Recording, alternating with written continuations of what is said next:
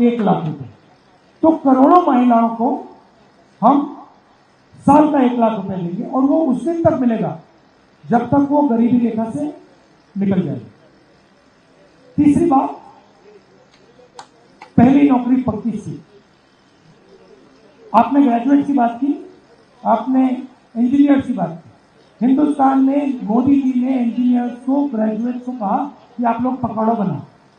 मैं Delhi railway station गया, वहां एक युवा मिला, सिविल इंजीनियर, वो कुली का काम कर रहा है। तो ये बहुत बड़ी समस्या है, बेरोजगारी की समस्या है। इसको हल करने के लिए पहला काम 30 लाख सरकारी नौकरियां हम आपके हवाले करने जा रहे हैं जो खाली पड़ी है। दूसरा काम, पहली नौकरी पक्की, 1 साल की नौकरी पब्लिक सेक्टर में, प्राइवेट सेक्टर में, BHEL, AHEL जैसी कंपनीज में, इंडियन ऑयल में, हिंदुस्तान पेट्रोलियम में, सरकारी ऑफिसेज, सरकारी यूनिवर्सिटीज, सरकारी कॉलेजेस, सरकारी अस्पतालों में ये नौकरियां मिलेंगी। ये नौकरी का अधिकार होगा, तो कोई भी युवा 1 साल का अधिकार मांग पाएगा, सरकार को देना ही होगा। महीने का 8,500 रुपए, साल का 1,00,000 रुपए, खटाखट खटाखट खटाखट अंदर। अब मैं जानता हूं कि ये मीडिया वाले कहेंगे कि देखिए इंडिया गठबंधन की सरकार गरीबों की आदत बिगाड़ी है। जब अदानी को पैसा मिलता है, अंबानी को पैसा मिलता है तो ये कहते देखो देखो विकास होगा, और जब गरीबों के जेब में पैसा जाता है तो ये कहते हैं गरीबों की आदत बिगाड़ी। तो मैं इनको मैसेज देना चाहता हूं, आपको जितना बोलना है बोलो, ज्यादा बोला तो 1,00,000 के 2,00,000 करना।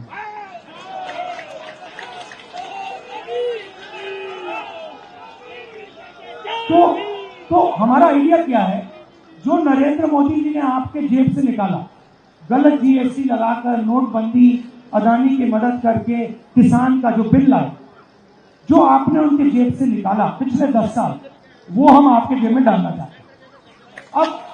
अब ये मत सोचिए कि हम सिर्फ आपके जेब में पैसा डालना चाहते हैं। हमारा एक और लक्ष्य, छुपा हुआ लक्ष्य, हम क्या करना चाहते हैं, जैसे उन्होंने अदानी जी को पैसा दिया, अदानी जी ने इसको विदेश में खर्च किया, हम आपके जेब में पैसा डालना चाहते हैं, क्योंकि हम जानते हैं कि आप इस पैसे को यहीं खर्च करोगे, गांव में खर्च करोगे, शहरों में खर्च करोगे, हिंदुस्तान में खर्च करोगे।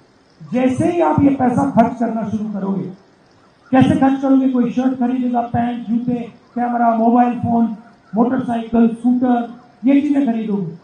जैसे ही आप ये चीजें खरीदना शुरू करोगे, इन सारे के सारे प्रोडक्ट्स का डिमांड बढ़ेगा। जैसे डिमांड बढ़ेगा, फैक्ट्रियां इन चीजों को बनाना शुरू कर देंगी, और उन्हीं फैक्ट्रियों में जिन लोगों की आप बात कर रहे हो, जो अनएम्प्लॉयड ग्रेजुएट थे, उनको रोजगार मिलना शुरू हो जाएगा। तो हमारी सोच है कि हम हिंदुस्तान की इकोनॉमी को जंप स्टार्ट करें। जैसे गाड़ी में, मोटरसाइकिल में पेट्रोल डाला जाता है, उसके बाद चाबी घुमाई जाती है। अब नरेंद्र मोदी क्या कर रहे हैं, पेट्रोल निकाल दिया गाड़ी से, आपके जेब में से पेट्रोल निकाल दिए, सबके जेब में से पेट्रोल निकाल दिए, और वहां बैठे चाबी घुमा रहे, कुछ हो ही नहीं रहा है, गाड़ी स्टार्ट ही नहीं हो रही। तो इसलिए हम आपके जेब में पैसा डाल रहे हैं, और हम लाखों करोड़ रुपए डालेंगे, किसानों को देंगे, मजदूरों को देंगे, छोटे व्यापारियों को देंगे, युवाओं को देंगे, महिलाओं को देंगे। उसके बाद जैसे ही हम चाबी घुमाएंगे, गड़ गड़ गड़ गड़ गड़ स्टार्ट हो जाए, खटाखट खटाखट खटाखट इंजन स्टार्ट हो जाए, और उससे पहले फटाफट फटाफट फटाफट नरेंद्र मोदी को आउट कीजिए। तो ये हमारी सोच है, ये हमारी सोच है, और इससे पूरे देश के लोगों को फायदा होगा, अर्थव्यवस्था फिर से चालू होगी, और रोजगार युवाओं को मिलना शुरू होगा। मगर ये सब नहीं हो सकता अगर इसको मिटा दिया, अगर ये हमारे हाथ में नहीं है, ठीक है। तो आजादी से पहले जो होता था वो, दलितों को कोई रिस्पेक्ट नहीं मिलेगी, जगह नहीं मिलेगी,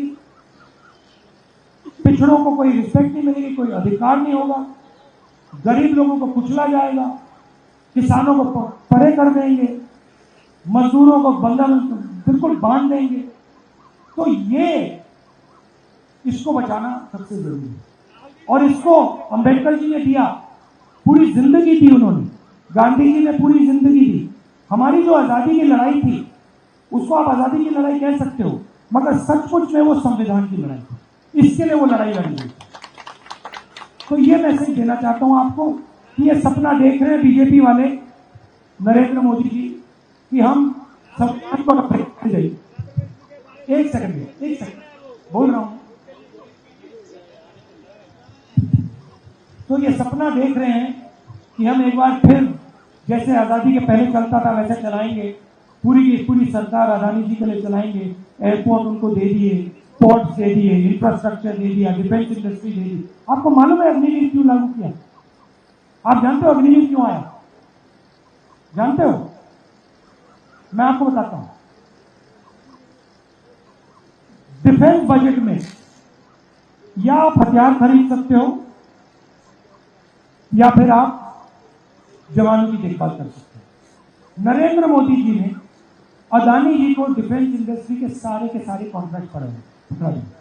आप इंटरनेट पे जाइए, पहले हिंदुस्तान की जो राइफल थी वो इंडियन ऑर्डिनेंस फैक्ट्री बनाती थी, कारतूस जो थे इंडियन ऑर्डिनेंस फैक्ट्री बनाती थी, हवाई जहाज HAL बनाता था। आज अगर आप जाएंगे अदानी डिफेंस को देखिए, इंटरनेट पे जाइए, अदानी डिफेंस टाइप कीजिए।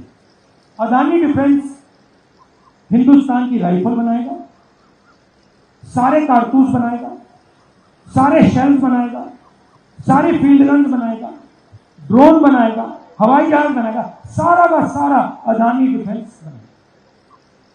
पूरी की पूरी डिफेंस इंडस्ट्री अदानी जी को पकड़ा दी है, इन लोगों को पकड़ा दी है, पब्लिक सेक्टर को परे कर दिया है।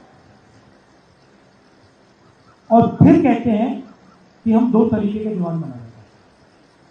मतलब पहली बार हिंदुस्तान की हिस्ट्री में ये 3 कानून लाए किसान वाले, इन्होंने इनकी कोशिश की किसानों को मजदूर बना दिया। अब इन्होंने नई चीज की है, अग्निवीर योजना में जवानों को मजदूर बना दिया। सही बात है कि आप आओ, आप यहां 3 साल काम करो, उसके बाद जूता मार के आपको बाहर भगा देंगे। 2 तरीके के जवान होंगे, एक अमीर घर का बेटा होगा, एक अमीर घर का बेटा होगा, उसे पेंशन मिलेगी, उसे कैंटीन मिलेगी। अगर वो शहीद होता है तो उसको शहीद का दर्जा मिलेगा, कॉम्पनसेशन मिलेगी, परिवार की पूरी रक्षा होगी और उसको फुल ट्रेनिंग मिलेगी। और गरीब घर के बेटे को कहते हैं कि भैया आपको 6 महीने की ट्रेनिंग देंगे, चाइना के सामने खड़ा कर देंगे। चाइना के जो सैनिक है उनको 5 साल की ट्रेनिंग होगी, आप उनसे लड़ोगे, आपकी 6 महीने की ट्रेनिंग, उनकी 5 साल की ट्रेनिंग, नतीजा सबको मालूम। और जब आप शहीद होंगे तो हम आपको ना शहीद का दर्जा देंगे, ना कॉम्पनसेशन देंगे, ना आपकी फैमिली की रक्षा करेंगे। तो 2 तरीके के शहीद बना दिए हैं, एक अमीर घर का बेटा, दूसरा गरीब। और गरीब वाले से कह रहे हैं भैया आपको 3-4 साल बाद निकाल देंगे, पेंशन नहीं देंगे, शहीद का दर्जा देंगे। ये हमारे लिए एक्सेप्टेबल नहीं है। ये सेना का अपमान है, देशभक्तों का अपमान है, आर्मी का अपमान है, इसको हम एक्सेप्ट नहीं करेंगे।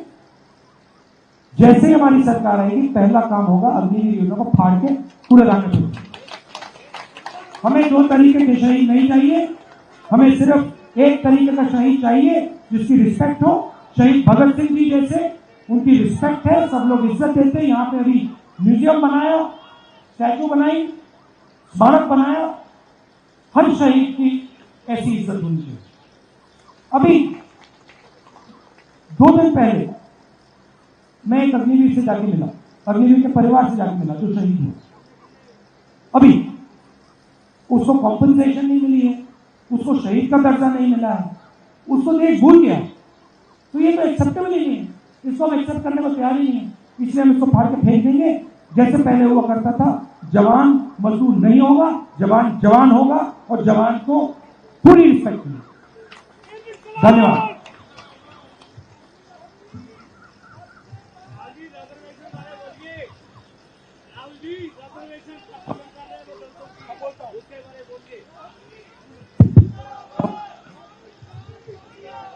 हेलो सर, मैं वॉलीबॉल इंडिया नेशनल प्लेयर हूँ।